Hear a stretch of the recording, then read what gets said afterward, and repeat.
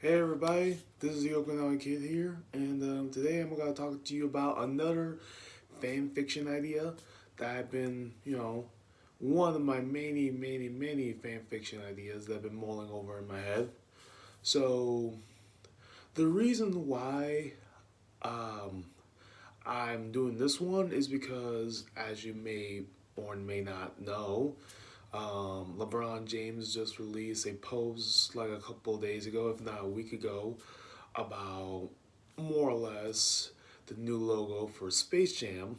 So, the Space Jam logo, a new legacy, which could be the new title for the Space Jam 2 sequel that just came out last week. So, with that being said, in celebration of this revelation, I'm gonna talk to you about a well. Here's the thing: it's less of a fan fiction and more like a headcanon idea. As in, is my own personal interpretation of the whole continuity, if you want to say it, to the Space Jam mythos in relation to the Looney Tunes themselves.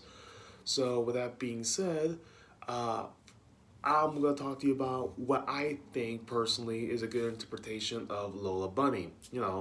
The famous, if not infamous, character from Space Jam that more or less spawned a thousand furries back in the 90s. So, who. Here's the thing. The whole thing about Lola Bunny is that in this version, I'm going to answer the question of who actually is Lola Bunny. I know, that's kind of weird saying that out loud, but like, get me with this. Here's the thing. I think it's my own personal headcanon, so you could disagree whatever you want. So, my own personal headcanon is that Lola Bunny is actually Patricia Bunny from the Looney Tunes show. Why? Uh, Main difference is that, in my opinion, that in terms of personality, demeanor, and overall canonicity of the whole situation, I think that is a good possibility that Patricia could be the first Lola Bunny that we see in Space Jam. But obviously, got a lot older, got married, and have a kid. And the whole thing with her naming herself Lola Bunny back then was just a nickname. And then after the events of Space Jam, she more or less fell off with Bugs.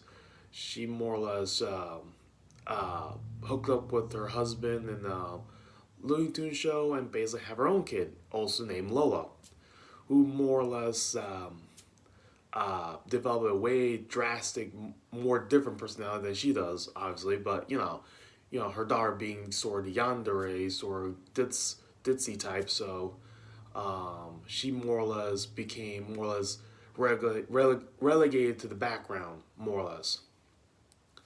But that's the thing. My own opinion is that Patricia and Lola Bunny for Space Jam are the actual same character, and Patricia gave birth to the Lola Bunny we see in Looney Tunes show, and they're both essentially the same character. Only one's from a movie from the 90s, and the one Lola from the TV show cartoon is actually, her daughter, more or less. Yeah, that's sort of the thing on that. And it's like, and then wonders like, wait, didn't like Bugs in that case? Didn't that mean that Bugs date both his mom and her daughter too? It's like, well, yeah. Here's the thing: tunes and Looney Tunes, generally speaking, don't age. So, like, it all depends on like how they even kind of state this in like the shows like the Tiny Toons Adventures and like other shows where tunes who are popular enough are essentially immortal, and those tunes who are basically are forgotten they don't die, but they're just fade away more or less, fade away to obscurity.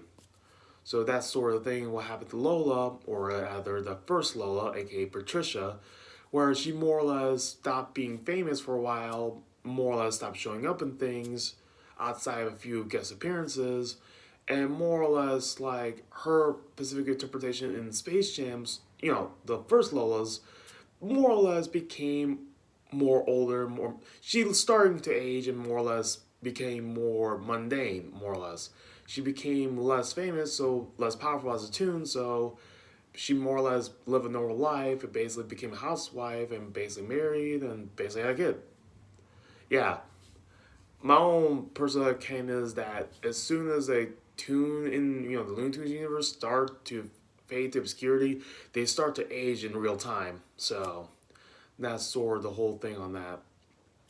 But yeah, that's kind of my own personal canon, and that's essentially my whole take on Lola Bunny as a character. Is actually two characters, only one's the mother and one's the daughter. So that's sort of the thing on that, and yeah, that's pretty much it. And this has been my whole thing, and hopefully you enjoy that. So, or enjoy listening to this little headcanon theory of mine. So yeah, this has been the Okinawa Kid, and hopefully everybody will just be happy and stay safe and be well. So signing off, and here we go.